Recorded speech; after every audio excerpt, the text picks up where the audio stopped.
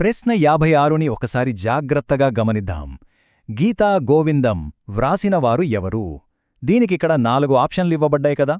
1 త్యాగరాజు, 2 జయదేవ, 3 అన్నమాచార్య, 4 తులసీదాస్. సరే, ఇంతకీ ఈ అద్భుతమైన గ్రంథాన్ని రచించింది ఎవరో కాదు. కరెక్ట్ ఆన్సర్ వచ్చి ఆప్షన్ 2 జయదేవ. అవును, ఆ మహానుభావుడే ఈ అద్భుతమైన కావ్యానికి సృష్టికర్త. అయితే ఇక్కడ మనం కేవలం ఏ, బి, సి, డి లాగా సమాధానం తెలుసుకుంటే సరిపోదు. అసలు జయదేవుడెవరు, ఆ గ్రంథం ఎందుకు అంత స్పెషల్ అనేది అర్థం చేసుకోవాలి. జయదేవుడు 12వ శతాబ్దానికి చెందిన ఒక గొప్ప సంస్కృత కవి. గీత గోవిందం అనేది కేవలం ఒక మామూలు పుస్తకం కాదు.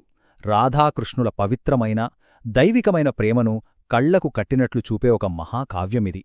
అసలీ గ్రంథం మన భారతీయ నృత్య, సంగీత సంప్రదాయాలపై చూపిన ప్రభావం అంతా ఇంతా కాదు.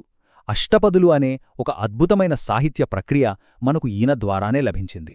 ఇక్కడ 57వ ప్రశ్న మనల్నేమడుగుతోందంటే, కాకతీయ రాజు గణపతిదేవ దక్షిణ భారతను ఈ సంవత్సర కాలంలో పాలించెను.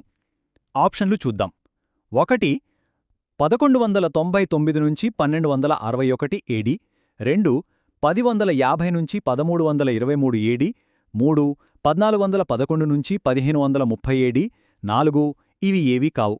దీనికి చారిత్రకంగా చూస్తే ఖచ్చితమైన సమాధానం ఆప్షన్ 1 1199 నుంచి 1261 ఏడి వరకు. మనం గణపతిదేవుని పాలన గురించి మాట్లాడుకుంటున్నాము అంటే లిటరల్గా కాకతీయ సామ్రాజ్య స్వర్ణయుగం గురించి మాట్లాడుకుంటున్నట్లే. ఆ టైంలైన్ గమనిస్తే 1199 క్రీస్తు శకంలో ఆయన సింహాసనం అధిష్ఠించారు. దాదాపుగా 6 దశాబ్దాల పాటు, అంటే మాటలు కాదు కదా, ఎంతో సుదీర్ఘంగా, అత్యంత వైభవంగా ఆయన పాలన సాగింది. దేశంలో శాంతి భద్రతలు, కళలు, వాణిజ్యం అన్నీ ఒక రేంజ్లో విరసిల్లాయి.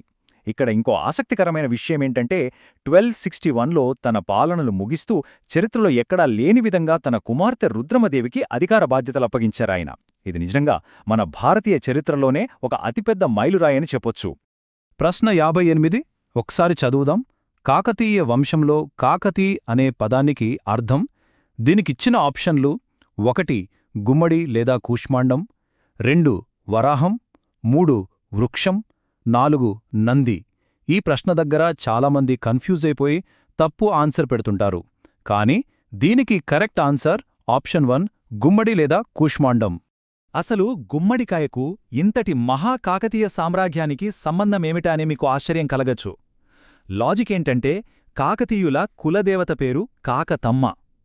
ఆనాటి స్థానికులు ఈ దేవతను ఎంతో భక్తిశ్రద్ధలతో ఆరాధించేవాళ్లు. అయితే ఈ దేవతకు ఇష్టమైన నైవేద్యం లేదా బలిగా వాళ్లు గుమ్మడికాయను, అంటే సంస్కృతంలో కూష్మాండాన్ని సమర్పించేవాళ్లు. ఆ ఆచారం నుంచే కాకతీ అనే పదానికి కూష్మాండమనే అర్థం స్థిరపడిపోయింది. ఒక మహాసామ్రాజ్యపు మూలాలు వాళ్ల స్థానిక దైవారాధనతో ఎలా ముడిపడి ఉన్నాయో ఈ చిన్న పదం మనకు ఎంతో అద్భుతంగా తెలియజేస్తుంది. ఓకే, 59వ ప్రశ్న చూద్దాం. ప్రతాపరుద్ర యశోభూషణం గ్రంథరచయిత. ఆప్షన్లు చూస్తే 1 ప్రతాపరుద్రుడు, జాయప, విద్యానాథుడు, 2 ప్రతాపరుద్రుడు. ఈ గ్రంథం పేర్లో ప్రతాపరుద్రుడని ఉంది కదా అని ఆ రాజే ఈ బుక్ రాశాడేమో అని మనం టెంప్ట్ అవ్వొచ్చు. కానీ అలా అనుకుంటే పొరపాటే. దీనికి ఖచ్చితమైన సమాధానం ఆప్షన్ 3 విద్యానాథుడు.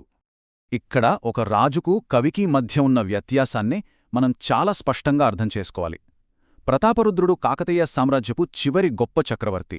ఆయన ఆస్థానంలో ఉన్న ఒక మహాకవే ఈ విద్యానాథుడు. విద్యానాథుడు సంస్కృతంలో అలంకార శాస్త్రంపై రాసిన ఎంతో గొప్ప లాక్షణిక గ్రంథమే ఈ ప్రతాపరుద్ర యశోభూషణం. తన రాజును కీర్తిస్తూ, ఆయన గొప్పదనాన్ని లోకానికి వివరిస్తూ విద్యానాథుడు ఈ అపురూపమైన గ్రంథాన్ని రచించాడు.